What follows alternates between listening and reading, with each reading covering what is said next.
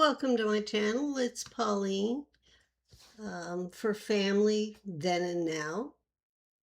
One of the things we are going to talk about next is what else can you do to make money to start your saving? Okay. And that's a big question for the ones that tell me that they don't have anything. They can't get a job. The job's not conducive to them. They don't have the education. They could have been even a high working job, executives type of thing. And we know we overspend anyway, so we know what that can be like. If that is the case, don't give up because you have to look at the positive. Before you start to fret, just relax. You've got this covered. You really do. First off, if you don't, I have to stop leaning on my table. I'm shaking it. Sorry. Um, One of the first things that you have to do is what can you do that's outside the box? I mean, living in the box of where you are worked fine before, or it may never have worked. I don't know. But we're going to look outside the box. Okay? And having said that, I can appreciate because I've done it. When I was working at a job and I liked it, but I wasn't sure which job I wanted to go to next. And both of them took education. So I had to think outside the box of what I wanted, and I went on to pursue that. In the summer, when I had time off, for example, I was called a nanny for people that were from a different province, high paying jobs, and they wanted like a nanny to be with their children while they did whatever they wanted for the day. And I took the job. I had no idea how to look after someone else's children. I had no idea what the expectations were. But I said, yeah, okay, I babysat here and there. I can do this. And so it was. For 3 running summers, actually, I kept that job because it was higher paying than most babysitting jobs. And I did tuck that money away. But it was just kind of funny because I had never had to do all the housework, do the wash, um, answer the phone like a secretary, leave messages, things like that. But it made money. And I just want to go back one more step because the funniest was I actually started working when I was 12. And I have to mention him. God love him. He's been passed away for a long time now. But my girlfriend's father had an insurance company, and he didn't have a secretary, but he wanted to spend more time. And this is the thing, you want to spend more time with your children. You want to spend more time within the family. That's why I'm promoting this. So that you have that special time and memories to be made, right? Anyway, her dad came to me one day on the beach because we had a private beach in front of us where only the certain amount of people in the surrounding area had use of. And one Saturday he came down to me and said, Polly, would you be interested in being a Girl Friday? And I was like, I'm 12. I'm like, what's a Girl Friday? I've never heard tell of those things. I'm busy playing in the water, right? We water ski and stuff. So yeah, I don't know what he's talking about. So anyway, I said to him, if you can explain Girl Friday, and I'm thinking in the back of my head, I just started babysitting for heaven's sakes, and I don't know what a Girl Friday is. So he offered me the job of Girl Friday, and he explained that I would go to the office with him on a Friday, and that's when money came in from people that owed on their insurances. And I would have to write a receipt and then, you know, put that all together for him to bank after. Plus, then take all the phone messages and leave them for him in another book. Then I would have to place people in a logbook to tell them when their appointment would be with him for personal reasons. At 12, and I kid you not, at 12, it was like, are you joking me? But I said, okay, I could probably do that. He said, you need clothes that present as a secretary. I was like, are you joking? Like I could put on a bathing suit and be there in a minute. But anyway, I was like, okay, I could probably pick something up. So anyway, my first Friday there, it was hilarious. I was scared to death. And what he was doing home visits, I guess. And back then there was no cell phone service, none. So you had to wait until he came back at 1 o'clock to take a break and tell him anything you needed to know. And back then there wasn't any violence or guns or stuff like that. But I thought, okay, I'm going to ace this. So anyway, I became a Girl Friday. Every Friday he paid me $15 to be the secretary for 8 hours. I didn't think it was a lot of money, but it was more than I was probably going to make doing babysitting, because babysitting was like $1.50 an hour, and I might have made $8 or $9 for a weekend. Who knows? Anyway, but he had the best price for a Friday, right? So I thought, I'm going to take that. And that's how I started working with a public, and then moving up to other jobs where I was in the public's eye, dealing with public, and one thing led to another. And if you're 12 years old, you go to school, you have your friends, you have the summertime or the winter, whatever it was, and to play this game of secretary, I'm going to tell you it's mind-blowing. It really is. I can't believe how many people actually have learned to do these things, and I'm proud of you all. So he used to come down and pick me up, and we lived in the same neighborhood, and he would pick me up, and he would tell me or ask me first thing when we got to the office, what kind of a sandwich do you want me to pick you up for lunch? Do you want chicken? Do you want ham? Or do you want something else? Tuna, I guess it was. And I'd say, no, I'll take a ham, thank you. And I'll just drink water.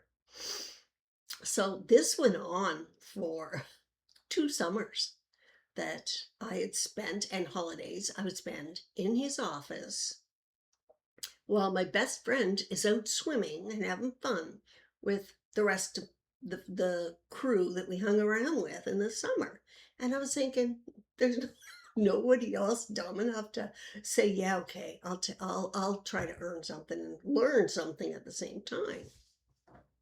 So that's what brings me to, if you had never worked, and most of my experience from then to now has always been from experience, wanting to learn. And a lot of people, sorry, my nose is itchy. A lot of people chose as children to stay with one thing, but I was not one thing. I was one of the worldly children that wanted to learn everything I could about anything. Just, I mean, from my dad putting up walls to pouring cement to, you know, snow blowing to whatever, to fixing things. I wanted to learn. And that's why him and I became best friends right off my dad. Other men also tried to help me with learning things that men did. And today I'm pretty good at that stuff. Like, I really am. It's surprising when my husband brings me something and says, can you look at this? And I'm like, Yeah, because he played with it for probably about an hour. And I'm like, yeah, I can look at it. And then I'm like, okay, got it. And I snap it all together and give it to him. How did you do that? I said, I don't know. And I stopped answering. I don't know. I just do. But when I look back from the age of 12 on, how many things have I learned, right? So to think outside the box is because you usually have past experience you can draw from. You can grow that. And you can also be proud of yourself from wanting to learn. And that's where experiences come from. You want to learn. No, I didn't know anything about painting, but I learned how. Uh, what's the other one with furniture? Refinishing furniture? I wanted to know because I had old antiques that were passed down when I was in my early 20s, and I decided that I wanted to do them myself. I couldn't afford to have an antique person do it for me. The cost was way too much that I couldn't afford that. So I started learning how to strip and redo and sand and then varnish it again and put my stain on. I did all that. And when I did that, I was able to actually redo other people's. That made me some money.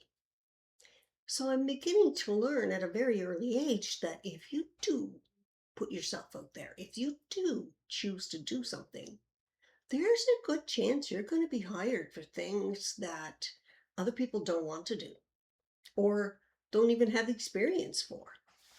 And it was a good side gig. So all my growing up, I have always had a job of either babysitting or fixing things. And didn't matter to me which one I got to, I was going to make money doing it. Okay? You can too. You've been taught. And if you haven't, get yourself out there with a friend or watch what somebody else is doing and learn. I don't suggest YouTube, and the only reason I don't suggest it to start is because you have no knowledge of what the instruments are that you're going to be working with. And I personally myself, is a hand-on-hand person. If you can show me and teach me what you just did, I can replicate that. Now, I know there's a lot of people out there right now going, I couldn't do that. Yes, you can. It's a matter of learning. We all learn differently. Some learn by reading and some by vision. And some people are like me, hands-on. Some people can hear better and absorb quicker with hearing something. But I myself am a hands-on person. And if I need you to show me it 3 times by hand in front of me, I can replicate those same things. So through my whole life, that's how I've learned to do everything. Even specialty nursing, that's how I learned everything. You show me what you want me to do. I can replicate that. You tell me why you want me to do this. I'll do that for that replication. And I logged it to memory bank. So when we're thinking outside the box to make money, you're going to do the same thing. If you haven't done anything to support yourself externally, then you need to rethink, what could you do? Now there's many, many, many jobs out there that need people to work them. If you look at the ads in the paper, we'll give you the first clue. A lot of people are looking for somebody to help them with their math, their chemistry, their sciences, things like that. But there's also people that need them to open a pool. Now, those people have enough money to give you extra, right? They're opening a pool. They need help to put their pool up. They need help to put the wires together. They need people that can focus on what they're doing. A lot of things we buy now are not put together for you. And The steps they tell you are, one by one by one by one, you follow the steps. No, doesn't work. I mean, you trust me, I tried to put a cat house together from one company and it took us 3 days, both my husband and I. And I had to go by just what was shown on the picture and how I put the last one together. And then we got it. I could not do their step by step. It wasn't easy. I think you had to be a mind reader for that one. Um, and it goes for anything else that you're trying to repair. People miss a lot of steps when they're telling you what you should do, but they forget to tell you every step of the way. So, having said that, you can do it if you're shown by someone else. And in order to do that, you've got to, even if you go freebie, you say, I'd like to follow you around and see how you do things. Most people say, sure, and will take you with them if they're doing it by themselves. Not if they're joined to a company, they won't do that. But by yourself, they will do that. So car parts, car engines, things like that, I didn't want to know about. I'd rather pay somebody for that one. But as far as spark plugs and other things, yes, I can do that because I've asked people to show me, people that were working on my cars. Yeah, like show me how to do that. I can repeat that. So by memory, you begin building these whole bunch of things that are going to work for you and they fit outside the box. For women, you've got babysitting. You can make candles. And remember, candles is a whole different sideline. I have to say that because I also make candles now. I don't do it so much for the pay, but I do it for just a mental refreshment for me. It gives me peace of mind to do candles for 10 hours a day and, learn how and do it properly and add your finesse to that. And I'll tell you, it's a real joy, ladies, to be able to do that. So those are things that I'm interested in. Now, some women are very crafty. They take some books and they learn step by step by really good books. And you don't have to buy them. You can get those books on at the library free. If there's something you can get at the library to help you, um, by all means, I suggest doing that. One of my co-nurses was actually a plumber. She's almost everything from an intensive care nurse to a trauma nurse to um, putting half up on a new house type of thing. She learned over the years in her spare time to do all those things. She only had one child, and so she had a lot of time to be able to learn things. And I was so proud to hear of all the things that she could do that I didn't even think of. But as I began listening to other people that have side jobs, it was like, okay, I think I can do that. So I began to kind of take her advice and kind of expand out what my knowledge base was. The other thing I learned to do was plant a garden, and you were able to sell that produce come the time. So if you have any land at all, or any property, or even in your little backyard, I've seen people that actually have those, what do they call them? The boxes that actually stack and they make them. And honestly, their carrots and things like that are perfect, just like any farmer in a big field. Their corn is perfect. And again, that's a way to make money, but that's how you start. You don't sit home and complain, you start working. I say that, but these are things that you need to start early enough that you can keep growing and growing. If you're not, and I'd say after 50, You're probably not interested in growing a lot of things, but you may be interested in planting flowers in the small containers and separating them and selling them, for example. It's not going to give you a lot of big money, but it's going to give you something to save, okay? And that's what you're looking for when you're first starting out to save. You want something that you can do.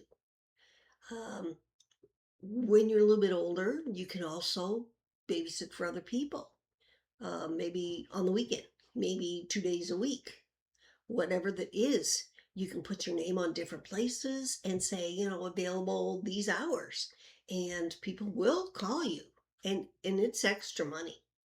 And actually, it's better than probably house cleaning, um, or things like that, like little things. We don't usually see people do your laundry anymore because of the machines we have.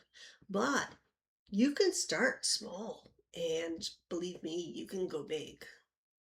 The other thing is, as you get older, you have a house full of things that you don't want, you don't need them anymore. And if you had a yard sale, this is what I like. You can make a plan. So you start house cleaning and take one room, for example, and put all your items in one room where you know you're going to sell these items. And you can have a relative or a friend to help you, because it'll probably take two of you to make sure nobody steals your items or takes the cash that you do earn. That's not good. In today's society, people do that instead of looking after themselves and behaving themselves. That's gone way past the wayside. So I always suggest have other people help you. And sure enough, the yard sale itself is enough to give you anywhere between 175 on one day, probably up to, I've had some with 600 a day for that one day. That money goes to savings, right? So that's what we're talking about, is we need time with our family. We need to make life easy for us. And the saving that you're taking out of your monthly will now go to, if you can make another arrangement to do something else, will also bring in money. And really, that one, you're not leaving the house, you're cleaning your closets, you're cleaning things out. And all that money is going to go to your savings box or jar or a bank account you can use. So if you have, remember back when I talked about making surpluses of the food and items like that, and your small deep freeze that you can use, and whatever else you need, not want, until everything else is cleared up. Because what we're doing is clearing space and clearing funds so that if you can stock up enough food, I mean, knowing the price of groceries, right? You're going to be saving in the long run. So if you have, and I know myself personally, the other day I went out and bought 6 cans of evaporated milk for cooking. I didn't need 6, but I had the money to get 6, and I bought them. And I came home very proud of the fact that I had extra cash to actually buy the extra 6, because I looked at the flyers. Yes, that's what I want. So now I know I don't have to go and pick up canned milk at a certain price when it goes back up again. Gas, one thing I want to talk about too is gas. People are complaining about the price of gas. Okay, folks, take a look at carpooling, please, because if there's 5 of you going to work at the same place at the same time or next door to each other, carpool. Save gas. Share the gas cost. You will save a lot more on wear and tear and gas for the car that you're using. Okay? And that's just the simplistics of it. You may have to ask a lot of people that you know at work. Where do you live? How far are you from me? Can we carpool? Can we cut the cost of gas? A lot of people are going to say yes. They've always said yes over the years. And it just means it's such an easy ask. Like, can we share? Can we carpool? If you have a two-seater, probably not the best, but when you get into your bigger cars where you can carpool five, perfect. Okay, there's five of you to share the gas. And if you're going to um, do it for 2 weeks at a time, then you're probably going to pay 1/5 of what you would have used when you were driving back and forth by yourself. Plus, the parking's going to be easier because there's one car and not five. Okay? So that's another little kind of thing that we used to do as nurses here. And that was like 20 years ago. We always carpooled. If we didn't have to take extra cars to the parking lot, we always shared. And it was not even a big problem because everybody was within a 2 mile zone. Okay? So try that as well to save money. But again, try to learn something different so that you have an availability, you have rhythm to use. So now you can think outside the box. You don't have to have an actual job. You can do what you want with the outside the box. So doesn't matter if you're say if you're a real good reader and you love to read, you can help someone by reading their transcripts and correcting any errors or printing. You can help anybody that needs tutoring for classes in anything that you know.